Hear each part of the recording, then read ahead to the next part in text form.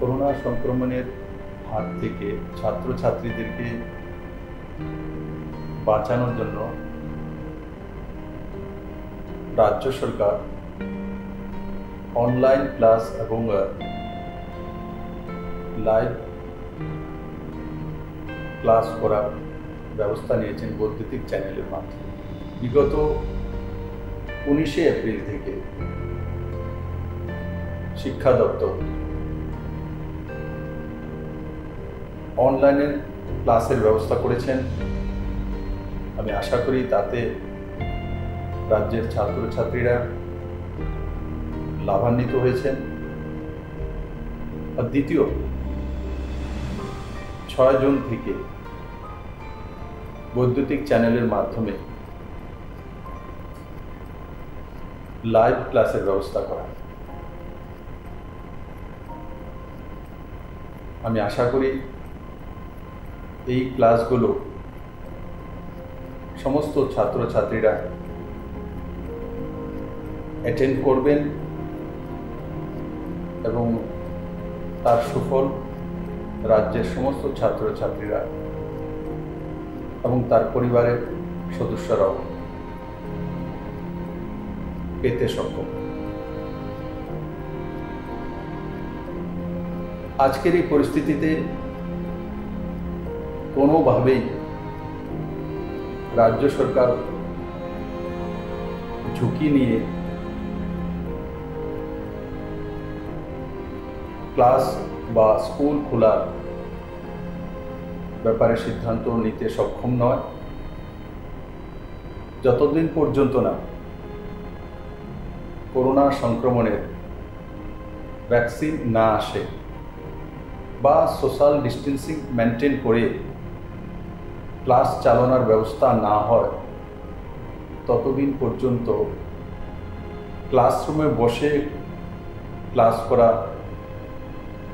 সম্ভব নয়। তার জন্য শিক্ষা দপ্তর এই সিদ্ধান্তগুলো নিয়েছেন। আমি আশা করি বৈদ্যুতিক চ্যানেলের মাধ্যমে যে লাইভ ক্লাস তার লাভ সমস্ত ছাত্রছাত্রীরা পাবেন এবং নিজেকে সে মতো তৈরি করবেন। করোনা সংক্রমণ রোধে রাজ্য সরকার বিদ্যালয়গুলিতে পঠন পাঠন বন্ধ রাখতে বাধ্য হয়েছে। এতে ছাত্রছাত্রীরা নিয়মিত শ্রেণী শিক্ষা অনুসরণ করতে অসমর্থ হচ্ছে। ফলে ছাত্রছাত্রীদের শিক্ষণ প্রক্রিয়ার সাথে সম্পৃক্ত রাখার লক্ষ্যে মাননীয় মুখ্যমন্ত্রীর অনুপ্রেরণায় ও মাননীয় শিক্ষামন্ত্রীর একান্ত আগ্রহে বিদ্যালয় শিক্ষা দপ্তর 19শে এপ্রিল থেকে বৈদ্যুতিন মাধ্যমগুলিতে এলিমেন্টারি এবং সেকেন্ডারি স্তরের ছাত্রছাত্রীদের জন্য অনলাইন ক্লাস শুরু করেছিল। পরবর্তী সময়ে ছাত্রছাত্রীদের অনলাইন ক্লাসের প্রতি আরও মনোযোগী করতে লাইভ ক্লাসও চালু করা হয়েছে, যাতে ছাত্রছাত্রীরা শিক্ষক শিক্ষিকাদের সঙ্গে সরাসরি কথা বলে তাদের কৌতূহল মিটিয়ে নিতে পারে। দপ্তর আশা করছে রাজ্যের ছাত্রছাত্রীরা এই লাইভ ক্লাস থেকে উপকৃত হবে। তাহলে ছাত্রছাত্রীরা নিশ্চয়ই তোমরা ক্লাসগুলিতে অংশগ্রহণ করবে। সকল অভিভাবক ও শিক্ষক শিক্ষিকাদের অনুরোধ করা হচ্ছে যে তারা যেন ছাত্রছাত্রীদের পূর্ব নির্ধারিত সূচি অনুযায়ী বৈদ্যুতিন মাধ্যমগুলিতে সরাসরি সম্প্রচারকৃত ক্লাসগুলি দেখে তার জন্য যথোপযুক্ত ব্যবস্থা গ্রহণ করেন। সবাই ঘরে থাকুন, সুস্থ থাকুন। প্রিয় ছাত্রছাত্রী এবং অভিভাবকবৃন্দ, করোনার সংক্রমণের কারণে দীর্ঘদিন ধরে স্কুল বন্ধ রয়েছে, আমরা সবাই জানি। কিন্তু আমাদের ছাত্রছাত্রীরা যেন শিক্ষার সাথে যুক্ত থাকে সেজন্য শিক্ষা দপ্তর বিভিন্ন কর্মসূচি গ্রহণ করেছে। গত 19শে এপ্রিল থেকে আমরা 3 মে পর্যন্ত 15 দিন কন্টিনিউ 13টা প্রাইভেট চ্যানেলে আমরা রেকর্ডিং অনলাইন ক্লাস করিয়েছি এবং পরবর্তী সময় 6 জুন থেকে শুরু হয়েছে, 15 জুন পর্যন্ত শেষ হয়েছে। 10টা প্রাইভেট চ্যানেল তারা অনলাইন ক্লাস নেওয়া হয়েছে এবং লাইভ টেলিকাস্ট, শিক্ষক শিক্ষিকারা ডাইরেক্ট টেলিকাস্ট করছে। এখন আবার 22 জুন থেকে শুরু হতে যাচ্ছে, 1 মাস ব্যাপী 22 জুলাই পর্যন্ত আবার শুরু হবে অনলাইন ক্লাস, লাইভ টেলিকাস্ট। শিক্ষক শিক্ষিকারা এতে অংশগ্রহণ করবে। আমি প্রত্যেক ছাত্রছাত্রীদের অনুরোধ করব এই সময় যেন যাতে আমাদের শিক্ষক শিক্ষিকারা যা টেলিকাস্ট করছে সেটার সাথে যেন তারা ফলো করে, এটা আমি অনুরোধ করব। আর অভিভাবকদের অনুরোধ করব, আপনারাও যেন আপনাদের সন্তানদের সঠিকভাবে যাতে লাইভ টেলিকাস্ট দেখতে পারে, অনলাইন ক্লাস দেখতে পারে, তার জন্য প্রয়োজনীয় ব্যবস্থা করবেন। পাশাপাশি কবে স্কুল খুলবে আমরা কিচ্ছু বলতে পারছি না, সেজন্য শিক্ষা দপ্তর আপ্রাণ চেষ্টা করবে যে যতদিন স্কুল না খুলে ততদিন পর্যন্ত অনলাইন ক্লাসগুলি চালিয়ে যাওয়ার জন্য। আশা করি এতে ছাত্রছাত্রীরা উপকৃত হবে। সবাইকে অনুরোধ করব এই বিষয়টা লক্ষ্য রাখার জন্য। ধন্যবাদ, নমস্কার।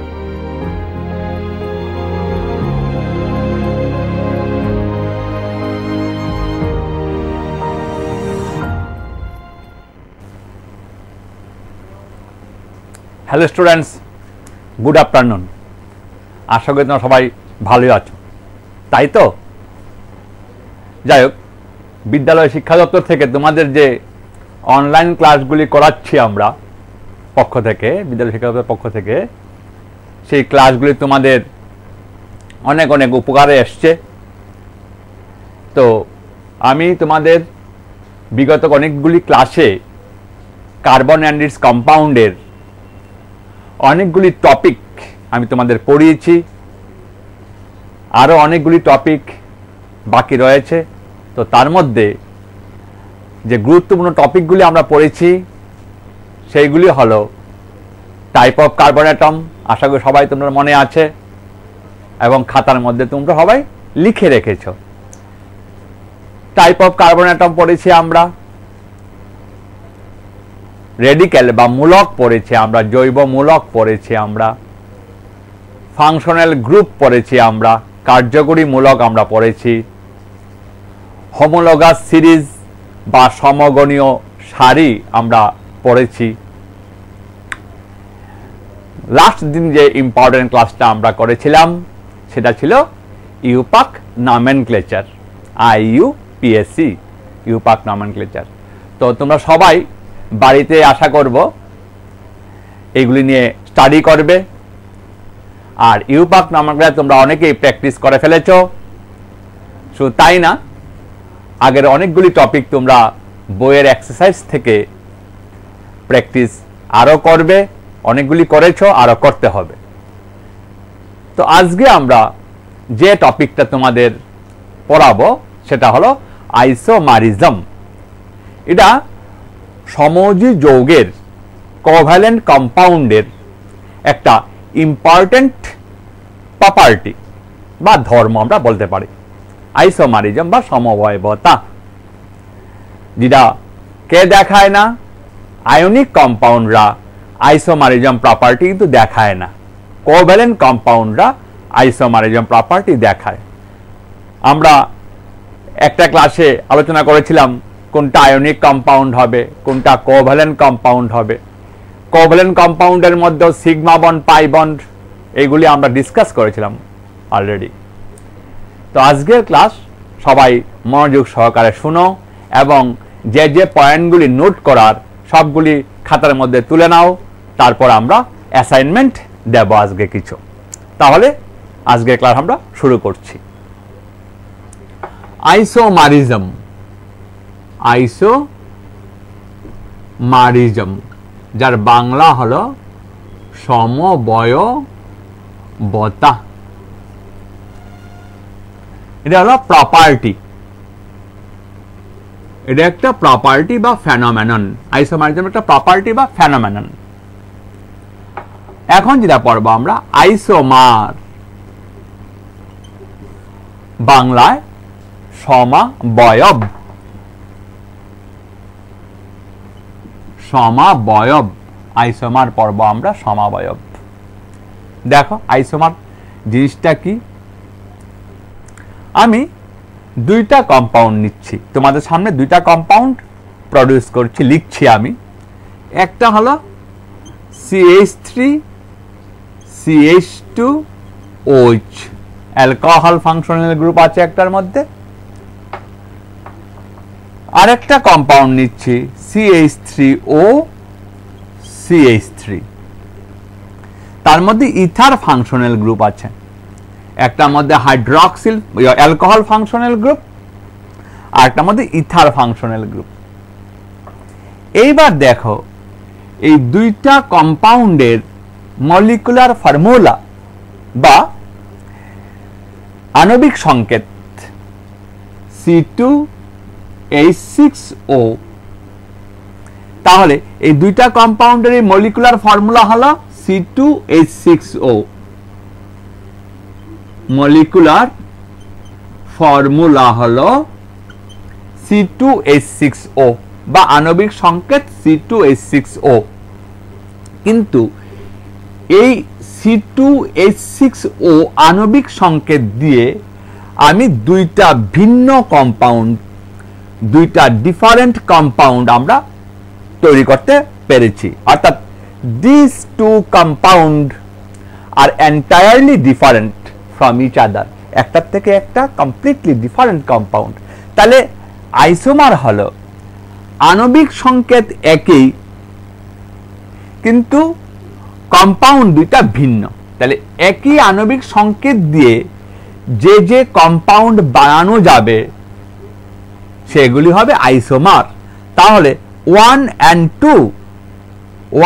2 একটা আরেকটার আইসোমার বা সমাবয়ব। তাহলে 1 and 2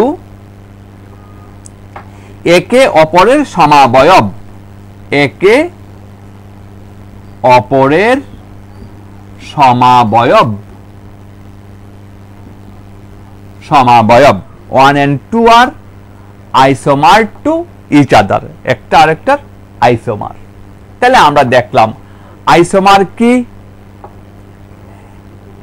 আইসোমারের এই যে প্রপার্টি যার জন্য এটা হয়, যে প্রপার্টির জন্য এটা হয়, যে ফেনোমেননটা, এটা হলো আমার আইসোমারিজম।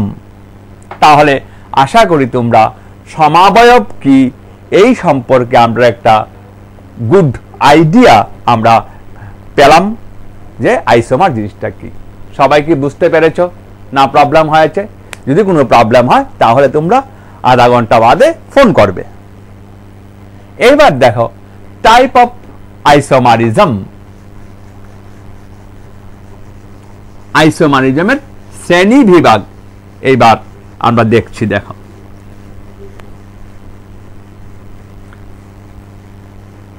আইসোমারিজমের শ্রেণী বিভাগ, টাইপ অফ আইসোমারিজম,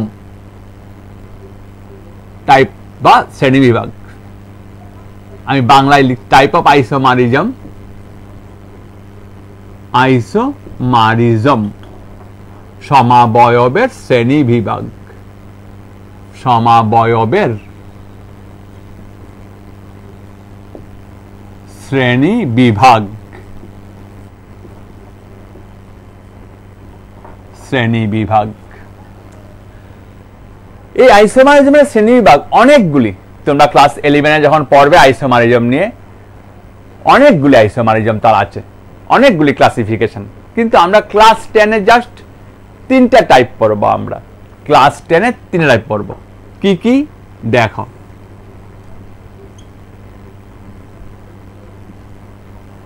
এক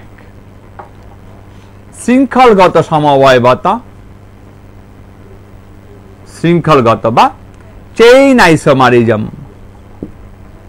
চেইন আইসোমারিজম, শৃঙ্খলগত সমবায়বতা। নেক্সট অবস্থানগত সমবায়বতা, অবস্থানগত বা পজিশন আইসোমারিজম, পজিশন আইসোমারিজম। আর হলো কার্যকরীমূলক সমবায়বতা, কার্যকরীমূলক সমবায়বতা বা ফাংশনাল আইসোমারিজম, ফাংশনাল আইসোমারিজম। এই 3টা আইসোমারিজমে আবার এই 3টা আইসোমারিজমই স্ট্রাকচারাল আইসোমারিজমের অন্তর্গত। এই 3টা আইসোমারিজমই স্ট্রাকচারাল বা গঠনগত,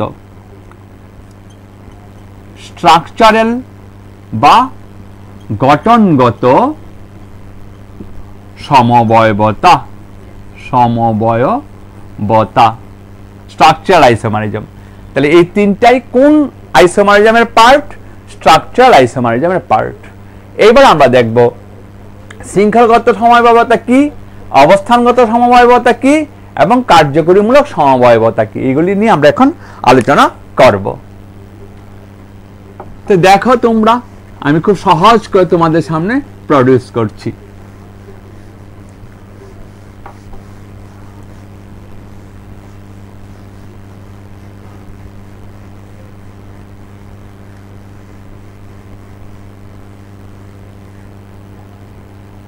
প্রথম চেইন আইসোমারিজম,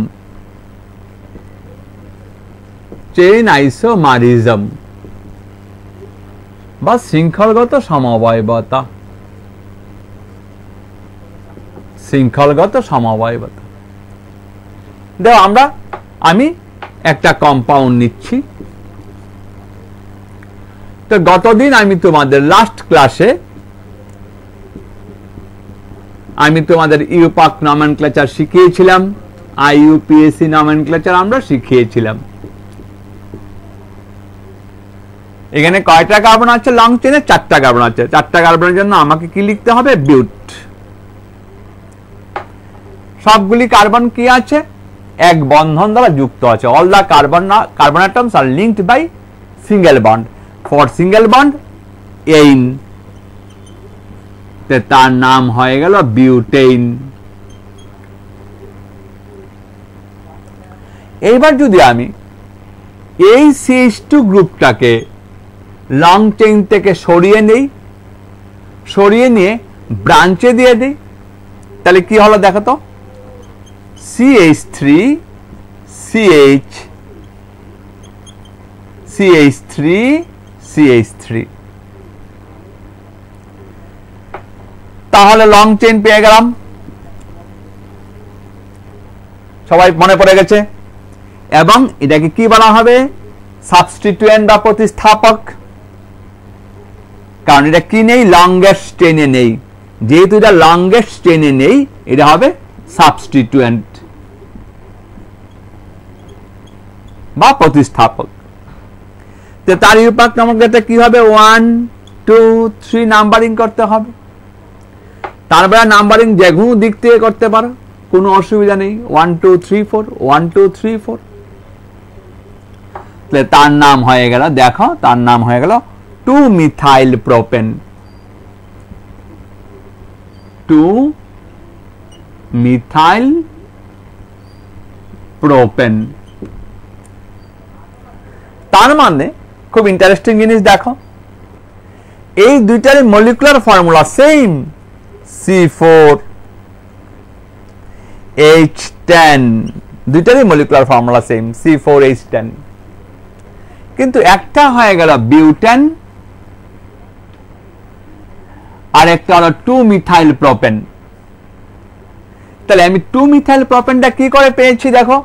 বিউটেনের যে লংগেস্ট চেইনটা আছে, সেই লংগেস্ট চেইনটাকে আমি ডিস্টার্ব করেছি, অর্থাৎ লং চেইনটা থেকে আমি CH2, এই যে CH2 গ্রুপটা, এটাকে সরিয়ে নিয়ে ব্রাঞ্চে নিয়ে আসলাম। তাহলে হয়ে গেল 2 মিথাইল প্রোপেন। তাহলে দেখো আণবিক সংকেত বা মলিকুলার ফর্মুলা সেম, একটা বিউটেন আর একটা 2 মিথাইল প্রোপেন। তাহলে এই দুইটা কম্পাউন্ড এর মধ্যে কি রিলেশন এখন পেয়ে গেলাম আমরা? এই দুইটা রিলেশনের মধ্যে পেয়ে গেলাম আমরা chain isomer to each other. কত সিম্পল দেখো। তাহলে 1 and 2 are chain isomer to each other, chain isomer to each other, 1 and 2 are chain isomer to each other. তাহলে আশা করি চেইন আইসোমার নিয়ে আমাদের আর কোনো কন্ট্রাডিকশন নেই, কোনো প্রবলেম নেই। আমরা আরামসে চেইন আইসোমার এখন বের করতে পারবো। এবং আরো একটা ইম্পর্টেন্ট জিনিস আমি বলে দিচ্ছি, চেইন আইসোমার পেতে গেলে to get the chain isomer must we have to require at least 4 carbon atom in the কম্পাউন্ডের মধ্যে 4টা কার্বন থাকলেই আমরা চেইন আইসোমার তৈরি করতে পারবো। অন 5টা থাকলে তো হবেই, 6টা থাকলে হবে। at least there should be 4 carbon atoms in the organic compound to get the chain isomer। অর্থাৎ চেইন আইসোমার পাইতে গেলে আমার যৌগটার মধ্যে ন্যূনতম পক্ষে 4টি কার্বন পরমাণু থাকতে হবে। তাহলে সবাই তুলে নিয়েছ, এই নিয়ে আমাদের আর কোনো সমস্যা নেই। Thank you. এইবার দেখো আমি যেটা পড়াবো ছিল পজিশন আইসোমারিজম। আরো সহজ, পজিশন আইসোমারিজম আরো সহজ। দেখো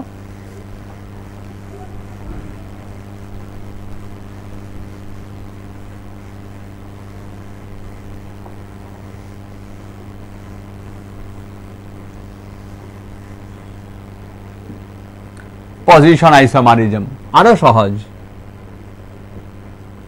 পজিশন আইসোমারিজম অবস্থানগত সমবায়বতা।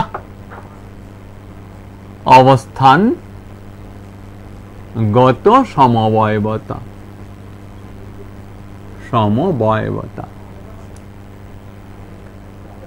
কি মজাদার দেখো, আমি এই কম্পাউন্ডটা নিলাম CH3 CH2 CH2OH।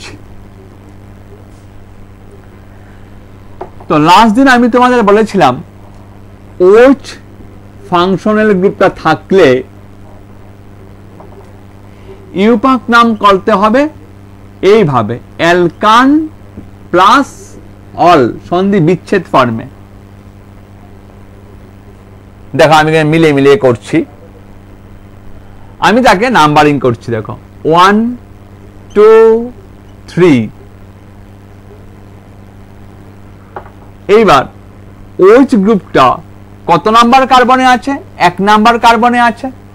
আমাকে নাম্বারিং করতে হবে ওইভাবে যাতে ফাংশনাল গ্রুপের অবস্থানটা সর্বনিম্ন হয়।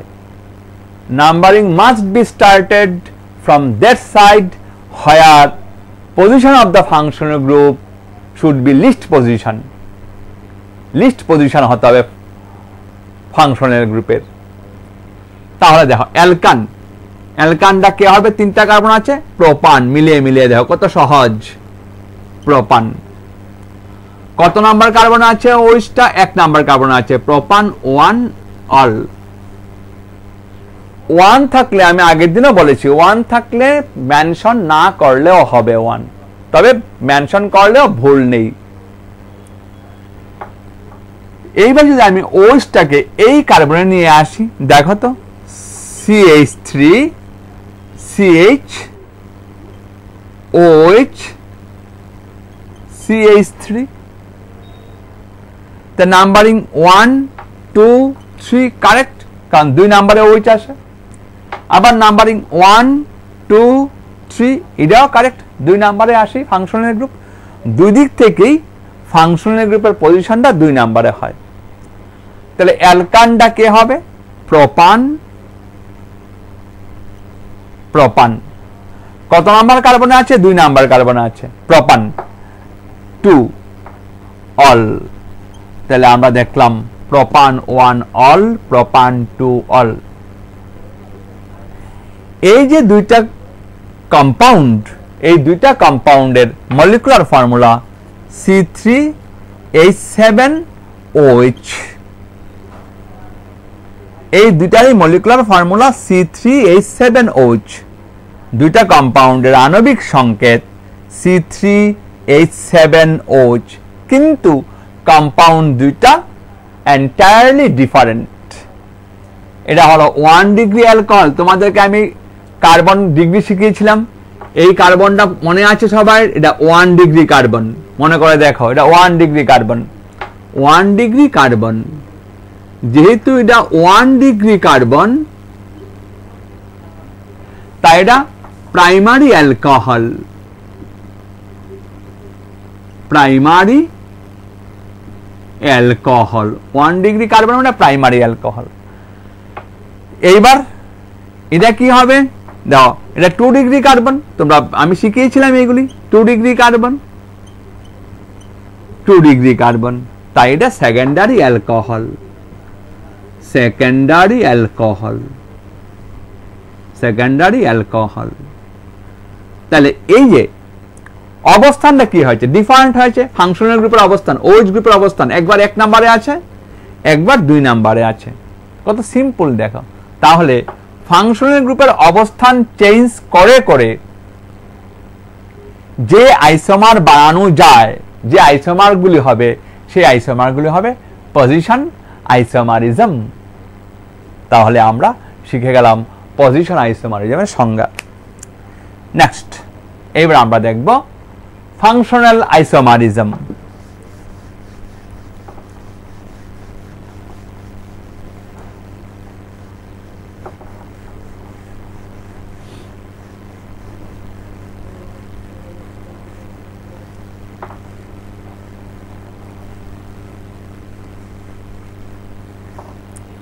দেখো ফাংশনাল আইসোমারিজম, এবার আমরা শিখব ফাংশনাল আইসোমারিজম। ফাংশনাল আইসোমারিজম, কার্যকরীমূলক সমবায়বতা, কার্যকরী মূলক সমবায়বতা,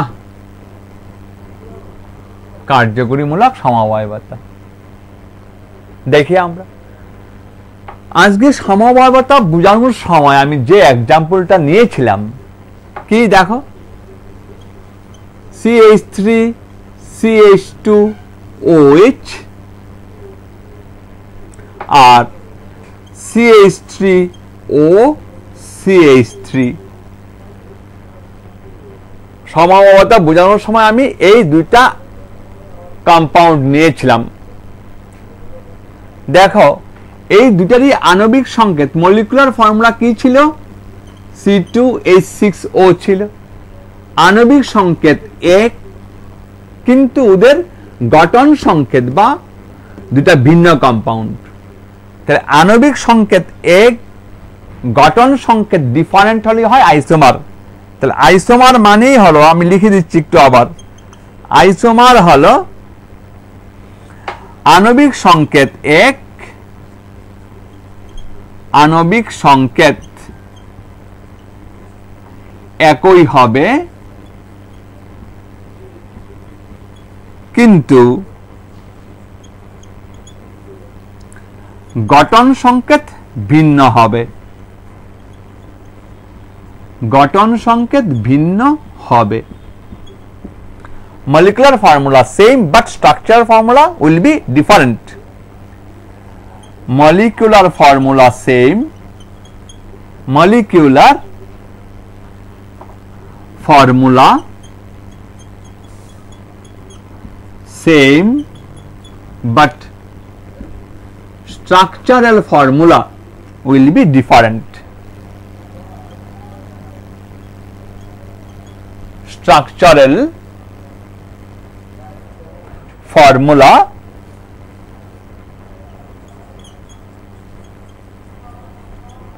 will be different, will be different। তাহলে কি হবে, তাহলে আইসোমার হবে। হ্যালো, অ্যালডিহাইড গ্রুপ কোনটি? অ্যালডিহাইড গ্রুপ আমি পড়াইতেছি, অক্ষণই দেখাই দেবো অ্যালডিহাইড গ্রুপ কোনটা। ঠিক আছে, দেখাইতেছি, আমি আইতাছি অক্ষণই দেখাম অ্যালডিহাইড গ্রুপ দেখাম। তাহলে এইবার দেখো, তাহলে আইসোমার আমরার হয়ে গেল গা C2H6O। তাহলে দেখো এই যে আইসোমারটা পেলাম আমরা, এটা হলো কার্যকরীমূলক সমবায়বতা বা functional isomer.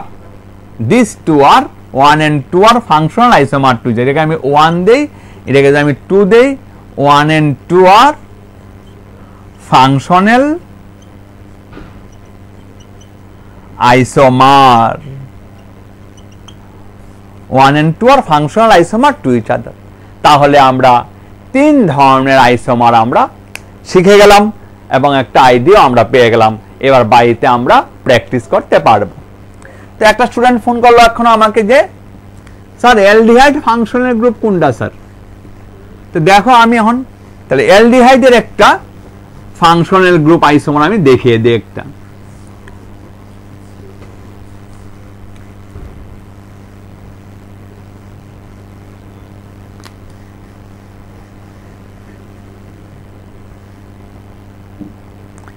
Aldehyde functional group, এই হলো aldehyde functional group. Aldehyde functional group,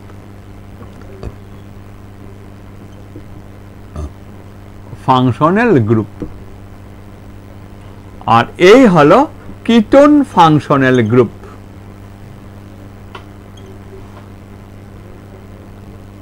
ketone functional group, ketone functional group. এইবার আমি অ্যালডিহাইড এবং কিটোন যেহেতু প্রশ্ন করেছে স্টুডেন্ট, তাই আমি অ্যালডিহাইড এবং কিটোন নিয়ে আমি ফাংশনাল আইসোমারের জন্য বোঝাচ্ছি। দেখো আরেকটা এক্সাম্পল দিয়ে, সে আমি একটা কম্পাউন্ড নিলাম CH3 CH2 CHO, 1 2 3। Aldehyde functional group যদি থাকে তার ইউপাক নমেনক্লেচার করবে অ্যালকানেল। দেখো অ্যালকানেল স্পেলিংটা, ওইস থাকলে হয় অল, আর অ্যালডিহাইড গ্রুপ থাকলে হয় আল। তাহলে তুমি এখন দেখো তার ইউপাক সহজ হয়ে গেল।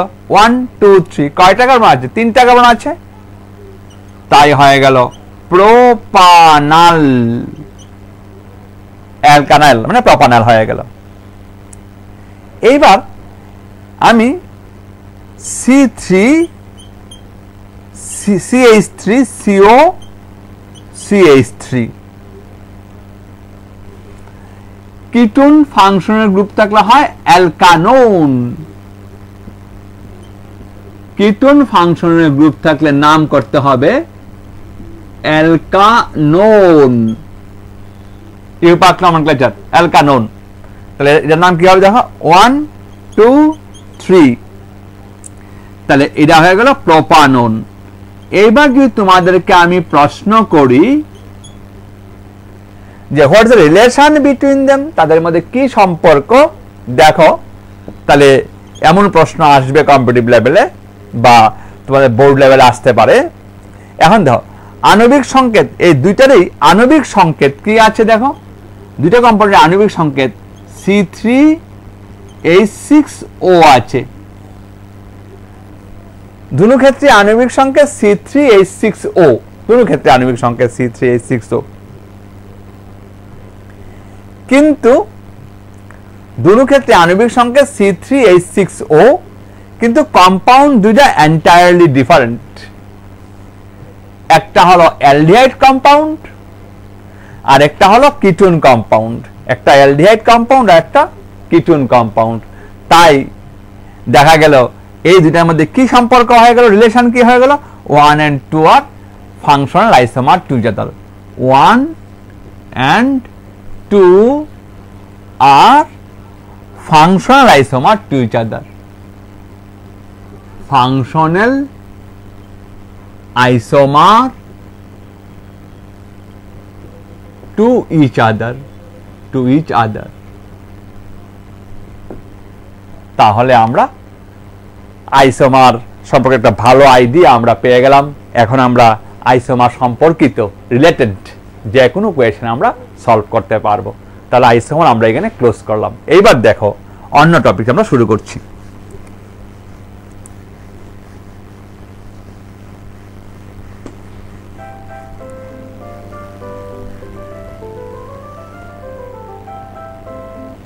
হ্যালো হ্যালো, হ্যাঁ বলো অ্যালডিহাইড গ্রুপের বলো কার্যমূলক কোন যৌগে থাকলে তার সেই যৌগের রাসায়নিক ধর্ম কি হবে? অ্যালডিহাইড মূলক কোন যৌগে থাকলে তার কি কিভাবে প্রশ্ন করো আবার? ধর্মটা কি হবে? রাসায়নিক ধর্ম কি হবে? রাসায়নিক ধর্ম কি হবে বলছি আমরা। এটা আজকের টপিকে রাসায়নিক ধর্ম এত অনেক ধরনের বিক্রিয়া করে, অনেক ধরনের বিক্রিয়া করবে, আমি দেখাচ্ছি আস্তে আস্তে রাসায়নিক ধর্ম। তুমি এখন বুঝবে না। অ্যালডিহাইড যৌগ যদি থাকে তাহলে তারা নিউক্লিওফিলীয় দ্রুত বিক্রিয়া করবে। এখন তো তুমি নিউক্লিওফিলীয় বুঝবে না, আমরা আস্তে আস্তে দেখাচ্ছি, স্টেপ ওয়াইজ শিখবো আমরা, ঠিক আছে? আমরা শিখব। এইবার দেখো, এখন যে জিনিসটা আমরা পড়ব সেটা হলো রাসায়নিক যৌগ সমূহের, এই যে আমরা জৈব যৌগের রাসায়নিক বিক্রিয়া আমরা পড়ব। কেমিক্যাল প্রপার্টিজ, কেমিক্যাল প্রপার্টিজ,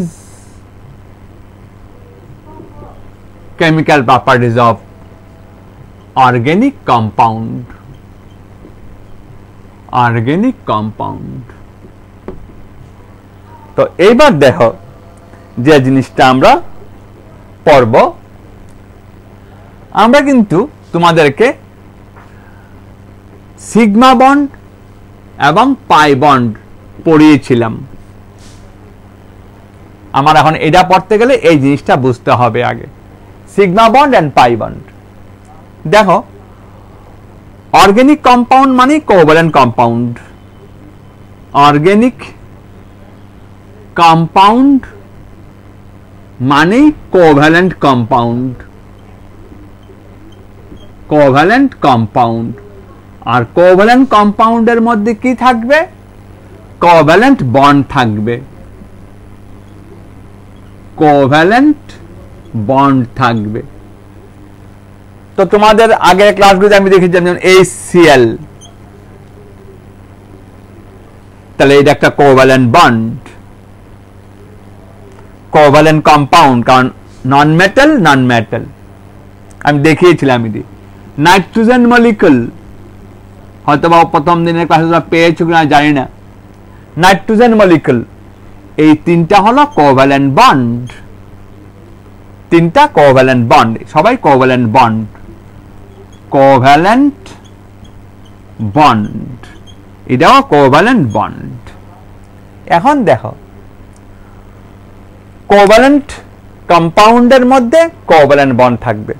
এইবার যেটা আমি ডিসকাস করব, টাইপ অফ কোভ্যালেন্ট বন্ড। দেখো, sigma bond and pi bond.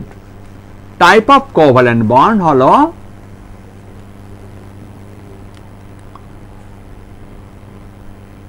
Type of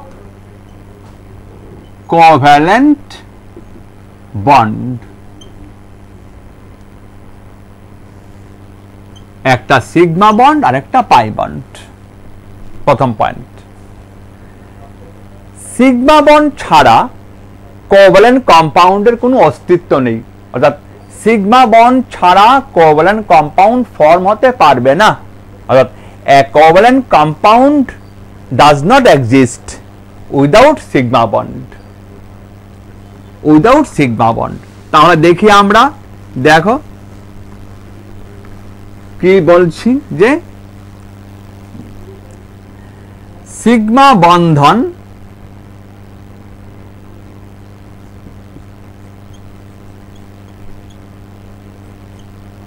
sigma বন্ধন ব্যতীত সমযোজী যৌগ সম্ভব নয়।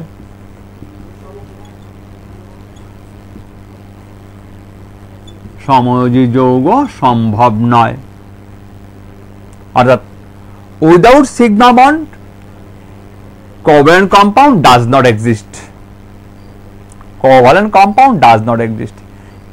এটা 2 নাম্বার। আবার দেখো একটা কি লিখছি, দুটি পরমাণুর মধ্যে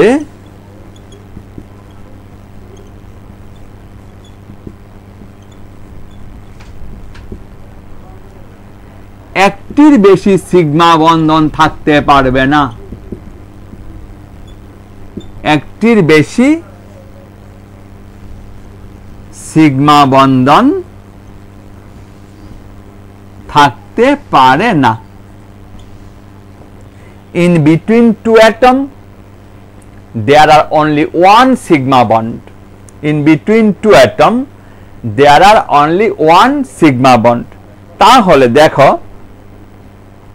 আমি দুইটা এক্সাম্পল নিয়ে তোমাদের বোঝাচ্ছি। আমি নিলাম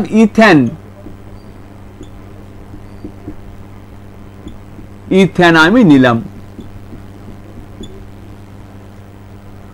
তাহলে একটা বন্ধন আছে সিগমা বন্ধন, একটা বন্ধন থাকলে মাস্ট সিগমা বন্ধন, মাস্ট। তাহলে একটা সিগমা, দুইটা সিগমা, তিনটা সিগমা, চারটা সিগমা, পাঁচটা সিগমা, ছয়টা সিগমা, সাতটা সিগমা, তাহলে অল আর সিগমা বন্ড, অল আর সিগমা বন্ড। তাহলে কয়টা সিগমা বন্ড আছে মোট? 7 সিগমা বন্ড এখানে আছে। কিন্তু আমি যদি এই কম্পাউন্ডটা নেই, দেখো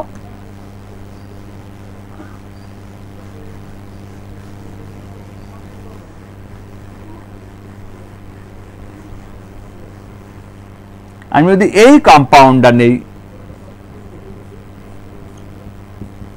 ইথাইন, গতদিন শিখিয়েছি, গতদিন আমরা শিখিয়েছি, আমরা নেই যদি ইথাইন, ইথাইনের এক্সাম্পলটা আমরা দেখছি। হ্যালো হ্যালো, হ্যাঁ বলো। হ্যালো স্যার, অ্যাসিটিলিনের আইপ্যাক নামকরণ কি হবে? এই তো অ্যাসিটিলিনের আইপ্যাক নাম আমরা অ্যাসিটিলিন লিখেছি, এখন দেখো করছি আমরা। দেখো এই হলো অ্যাসিটিলিন মলিকুল, অ্যাসিটাইলিন মলিকুল।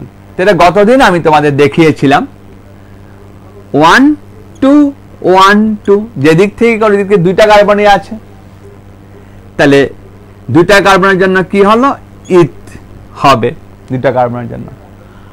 আর কার্বন কার্বন ট্রিপল বন্ড থাকলে আমি বারবার তোমাদের বলেছিলাম আইন হবে, তাহলে ইথ যোগ আইন, তাহলে তার ইউপাক নামকরণ হয়ে গেল ইথাইন, তার IUPAC নামটা হয়ে গেল ইথাইন, IUPAC নামটা হয়ে গেল ইথাইন।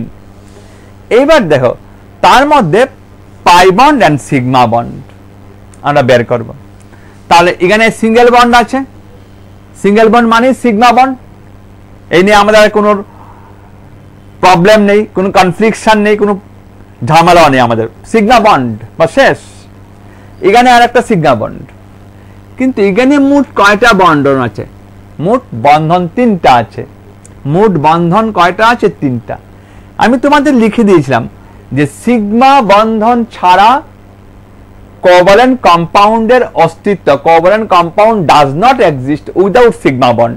তাহলে যেহেতু covalent compound does not exist without sigma bond, and আরো একটা ইম্পর্টেন্ট ইনফরমেশন আমি তোমাদের দিয়েছিলাম, সেটা হলো in between two atom there are only one sigma bond. দুইটা পরমাণুর মধ্যে কেবলমাত্র একটাই সিগমা বন্ধন থাকতে পারে। তাহলে দেখো এটা একটা সিগমা বন্ধন, এটা একটা সিগমা বন্ধন, এখানে মোট বন্ধন কয়টা আছে? 3টা। 3টার মধ্যে একটা হবে 1 সিগমা, 3টার মধ্যে 1 সিগমা, দুইটা পরমাণুর মধ্যে একটা বেশি সিগমা বন্ধন হবে না। আরো বন্ধন কয়টা রইল? 3টার মধ্যে একটা চলে গেল, বাকি রইল 2টা, তাহলে বাকি রইল 2টা, 2 পাই বন্ড, 2 পাই বন্ড। তাহলে এই যৌগতে মোট কয়টা পাই বন্ড, কয়টা সিগমা বন্ধন আছে? তাহলে 3টা সিগমা বন্ধন, এই যে একটা, 2টা, 3টা সিগমা বন্ধন, আর পাই বন্ধন হলো 2টা পাই বন্ধন। আশা করি তোমরা সবাই এখন পাই বন্ধন এবং সিগমা বন্ধন বের করতে পারবে, এবং এটা একটা গুরুত্বপূর্ণ ক্লাস আমাদের হয়ে গেল। ঠিক সিমিলারলি এইভাবে আমরা জাস্ট পরে আমরা আরো অ্যাড করব, যে আজকে আমাদের টপিক ছিল, মনে করেছিলাম যে রাসায়নিক ধর্ম বা কেমিক্যাল রিঅ্যাকশন আমরা স্টার্ট করব, কিন্তু আমাদের ক্লাসের সময় শেষ হয়ে এসছে, তাই আমরা ক্লাসটা কন্টিনিউ করতে পারছি না। এখন আমরা আবার নেক্সট ক্লাসে আমরা তার রাসায়নিক ধর্ম আমরা দেখব। হ্যালো, হ্যালো হ্যাঁ, স্যার, হীরক তড়িৎ পরিবহন করতে পারে না কেন? হীরক তড়িৎ পরিবহন করতে পারে না কারণ হলো, আচ্ছা ঠিক আছে, এটা একটু বলে আমি আজ ক্লাসটা শেষ করে দিচ্ছি। ক্লাসের টাইম শেষ হয়ে গেছে। দেখো, হীরক তড়িৎ পরিবহন করতে পারে না কেন? দেখো, কার্বন পরমাণু যার ইলেকট্রন বিন্যাস 2, 4, তো তার যোজন কক্ষে 4টা ইলেকট্রন আছে। তাহলে কার্বনের যোজন কক্ষে ব্যালেন্স সেলে 4টি ইলেকট্রন আছে। এইবার দেখো হীরকের মধ্যে কি হয়। হীরক বা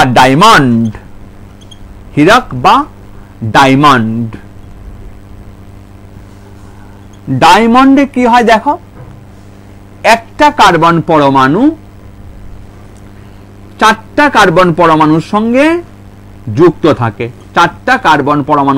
যুক্ত থাকে, এবং যুক্ত থেকে টেট্রাহেড্রাল স্ট্রাকচার ফর্ম করে দেওয়া। একটা কার্বন পরমাণু কয়টা কার্বনের সঙ্গে লিঙ্ক থাকে?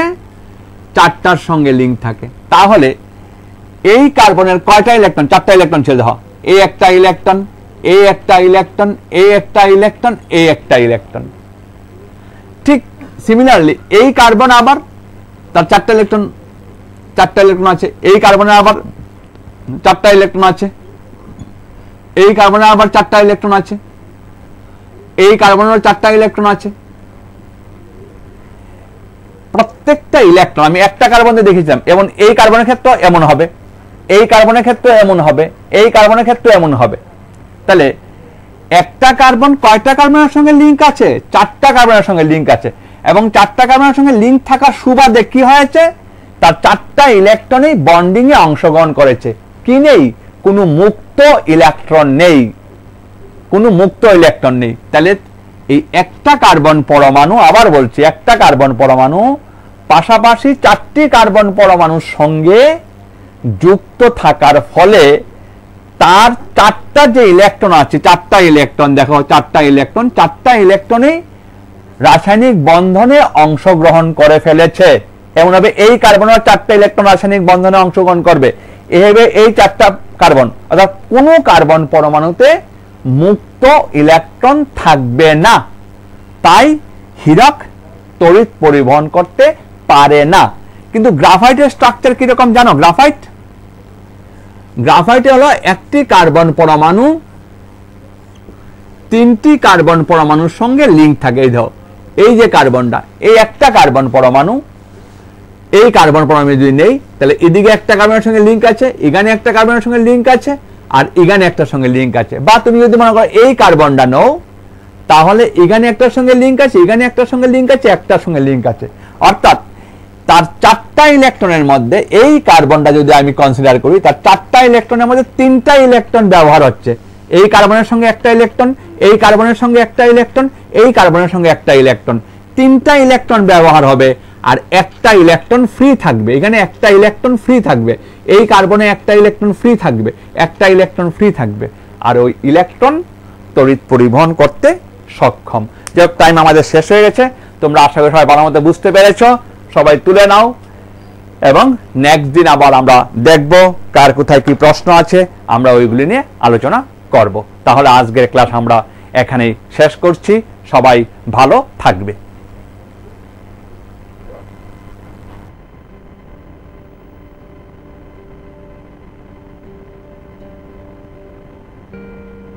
করোনা সংক্রমণের হাত থেকে ছাত্রছাত্রীদেরকে বাঁচানোর জন্য রাজ্য সরকার অনলাইন ক্লাস এবং লাইভ ক্লাস করার ব্যবস্থা নিয়েছেন বৈদ্যুতিক চ্যানেলের মাধ্যমে। বিগত 19শে এপ্রিল থেকে শিক্ষা দপ্তর অনলাইনে ক্লাসের ব্যবস্থা করেছেন। আমি আশা করি তাতে রাজ্যের ছাত্রছাত্রীরা লাভান্বিত হয়েছেন। আর দ্বিতীয় 6 জুন থেকে বৈদ্যুতিক চ্যানেলের মাধ্যমে লাইভ ক্লাসের ব্যবস্থা করা। আমি আশা করি এই ক্লাসগুলো সমস্ত ছাত্রছাত্রীরা অ্যাটেন্ড করবেন এবং তার সুফল রাজ্যের সমস্ত ছাত্রছাত্রীরা এবং তার পরিবারের সদস্যরাও পেতে সক্ষম। আজকের এই পরিস্থিতিতে কোনোভাবেই রাজ্য সরকার ঝুঁকি নিয়ে ক্লাস বা স্কুল খোলার ব্যাপারে সিদ্ধান্ত নিতে সক্ষম নয়। যতদিন